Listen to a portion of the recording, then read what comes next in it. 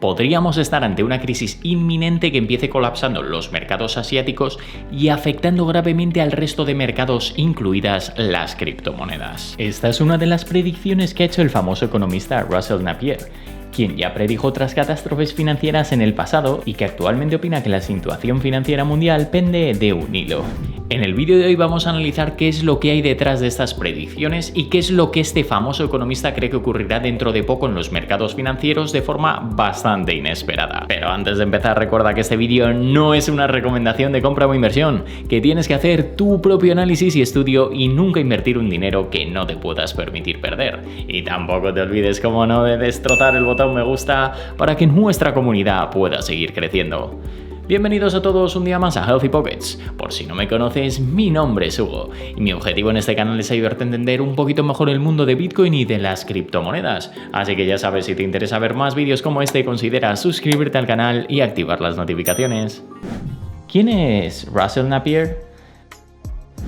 Hace un par de días vi un vídeo de Coinburo hablando sobre Russell Napier y me pareció la verdad bastante interesante y lo suficientemente importante como para hacer un análisis personal basado en su vídeo, el cual te dejaré como siempre en la descripción por si quieres darle un vistazo. Russell Napier, yo nunca he oído hablar de este tío, Hugo. Pues Russell Napier es un crítico de los pensamientos más convencionales dentro del mundo de las finanzas y que ha criticado fuertemente todas las políticas monetarias expansivas implementadas por los bancos centrales, especialmente después de la crisis financiera del año 2008. Y este es uno de los principales enfoques principales, siendo muy crítico con todo lo relacionado con los ciclos crediticios en la economía a lo largo de la historia, y sobre todo también por ser crítico en la relación que para él tiene la cantidad de dinero, o mejor dicho, la facilidad de acceso al mismo con la inflación. De hecho, también se le conoce por su libro Anatomy of the Bear, Lessons for Wall Street for Great Bottoms, donde analiza a fondo las diferentes fases de los mercados bajistas más importantes en la historia financiera.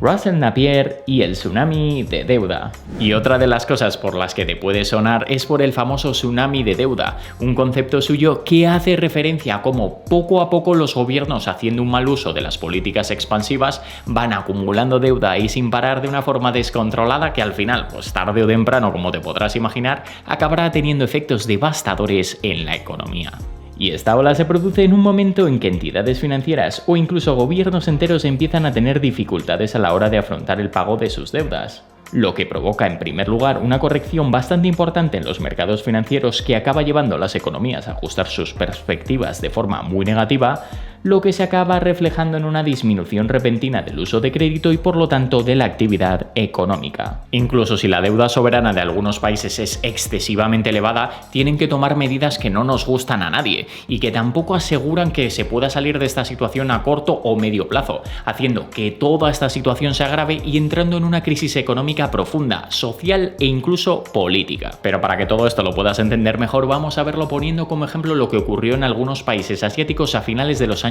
90. Un caso bastante estudiado, donde unos cuantos países del continente asiático estaban viviendo una expansión económica gigantesca, fomentada por la inversión extranjera y unos tipos de interés bastante bajos, lo que propició un aumento del consumo exagerado y una gran expansión del sector de los bienes raíces y la infraestructura, y que llevó al mismo tiempo al inicio de una burbuja inmobiliaria. Una de las cosas que más afectó a todo esto fue la implantación de un tipo de cambio fijo contra el dólar, que aunque en un principio sirvió para que entrase la inversión extranjera, finalmente acabó revelando cómo todo el crecimiento y desarrollo económico no era más que un reflejo de la dependencia de una moneda que no podían controlar. De hecho, en el año 1997 todo esto desencadenó un hecho muy preocupante, donde Tailandia tuvo muchísimas dificultades para mantener su moneda, el baht tailandés, con la política del tipo de cambio fijo con el dólar, desencadenado principalmente por una fuga de capitales masiva provocada por los aumentos de los tipos de interés en los Estados Unidos, y generando al mismo tiempo una situación de desconfianza generalizada en todo el país y una presión sobre el baht contra el dólar, que acabó llevando al gobierno tailandés a eliminar el tipo de cambio fijo, provocando una caída repentina muy profunda de su valor en dólares. Y como te podrás imaginar, toda esta situación tuvo un efecto muy grave en la economía tailandesa, que estaba ya por aquel entonces con la deuda hasta el cuello,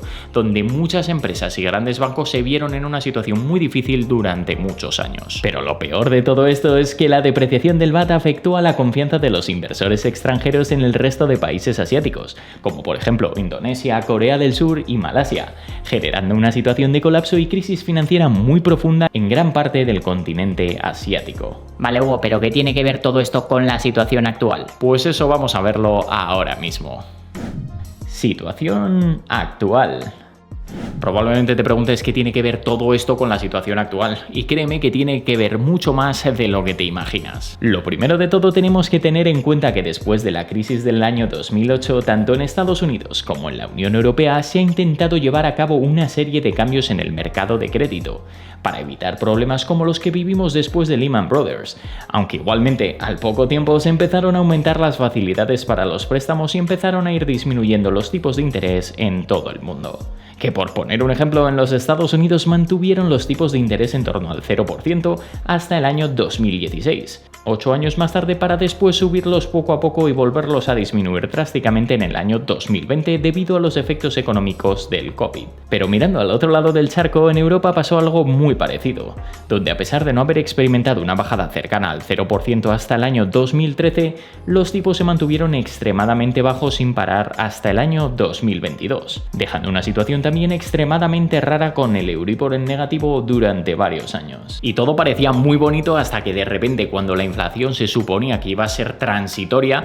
aparece una guerra en Ucrania, casi al mismo tiempo que la Reserva Federal decidía darnos un respiro después de tanto tiempo, empezando a subir los tipos de interés, en un momento en el que la situación económica mundial está extremadamente endeudada, con una gran dependencia del dólar, una economía que no estaba terminando de cuajar y que parecía que la supuesta inflación transitoria se iba a quedar mucho más tiempo de lo esperado, consumiendo rápidamente los ahorros de la población tanto por el lado del consumo como por el lado de sus deudas e intereses. Pero lo peor de toda esta situación es que incluso habiendo soportado toda esta presión financiera durante ya más de un año, todavía no hemos entrado en una recesión. Pero ¿cómo va a ser eso lo peor de todo? Pues sí, y es que aunque no te lo parezca, a diferencia de lo que vivimos en el año 2008 después de haber estado alimentando el tsunami de deuda más reciente desde el año 2020, otra vez parece como si todo hubiera vuelto a la normalidad, no hay recesión y todos tan contentos volvemos a pedir préstamos por un tubo y la economía sigue siendo más artificial que nunca.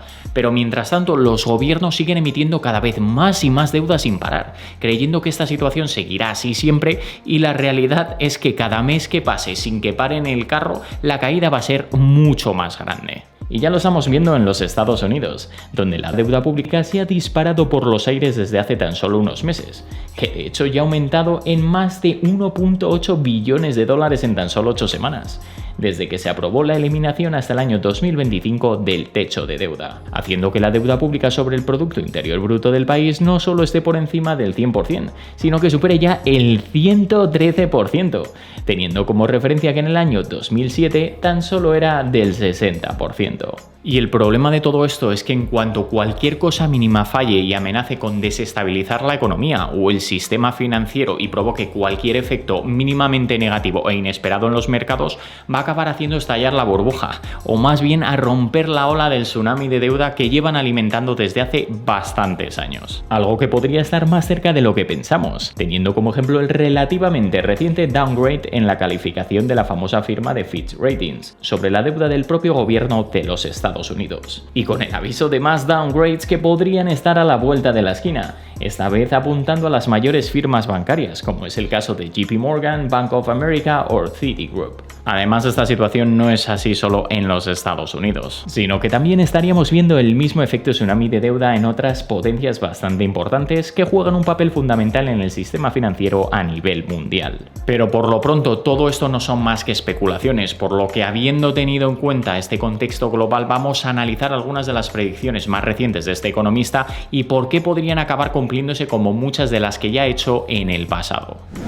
Última predicción de Russell Napier. Pues después de haber entendido el análisis de Russell, vamos a ver la predicción de lo que está por venir en los próximos meses según su propia opinión. Lo primero, cree que el mercado podría continuar durante unos pocos meses más el mercado alcista. Y con el mercado alcista me refiero a la bolsa americana principalmente, con ciertos altibajos, pero de media una tendencia positiva. Todo esto hasta que los mercados acaben sucumbiendo a una venta masiva forzada por los indicadores económicos negativos, que podrían no tener que empezar con los Estados Unidos, sino que de nuevo podrían empezar por el continente asiático, destacando el papel de Japón, cuya economía sigue endeudándose por encima de sus capacidades productivas, mientras que ya están empezando a dar señales de inestabilidad a corto plazo. De hecho, según Russell, esto provocará un movimiento de capitales gigantesco hacia aquellas economías que puedan mostrar un mejor desarrollo a medio plazo, pudiendo no ser la primera opción los Estados Unidos. Y que a diferencia de lo ocurrido en los países asiáticos a finales de los años 90, que digamos afectó a unos países en concreto y no acabó escalando a nivel global, podríamos estar ante un escenario diferente esta vez,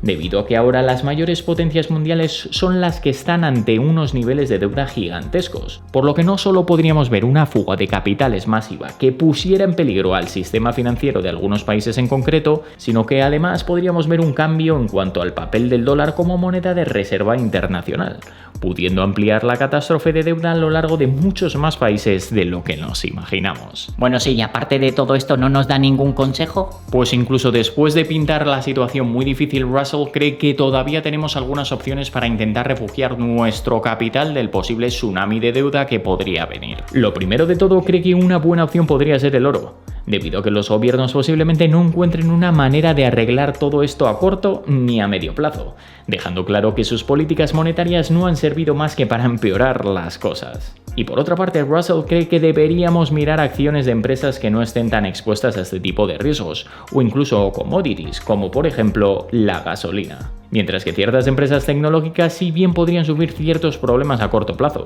y seguramente acaben siendo una buena oportunidad, pero que será muy difícil de identificar cuáles en concreto pueden jugar una ventaja frente al resto. Y por último, otro de los activos que destaca Russell como posible refugio sería el propio dólar, que aunque lo creamos o no, según su propia opinión, seguirá jugando un papel fundamental durante muchos años en el sistema financiero global. Y bueno, después de todo esto podemos afirmar que ahora mismo estamos viviendo una burbuja de deuda masiva a nivel mundial, y que si se sigue alimentando a las economías de forma artificial por mucho más tiempo, al final todo acabará siendo peor. Mientras que por otro lado, los activos refugio que ha querido remarcar no es que me convenzan del todo, sobre todo el dólar, que sí que seguirá siendo una pieza clave dentro del sistema financiero internacional durante mucho tiempo, pero eso no significa que no crea que esta vez el movimiento de capitales irá en contra de la dirección distinta a los Estados Unidos y el auge de países, dejando pues completamente de lado al dólar como moneda de referencia para el comercio del petróleo, que va a acabar afectando a su valor, y no creo que sea el mejor refugio ni mucho menos.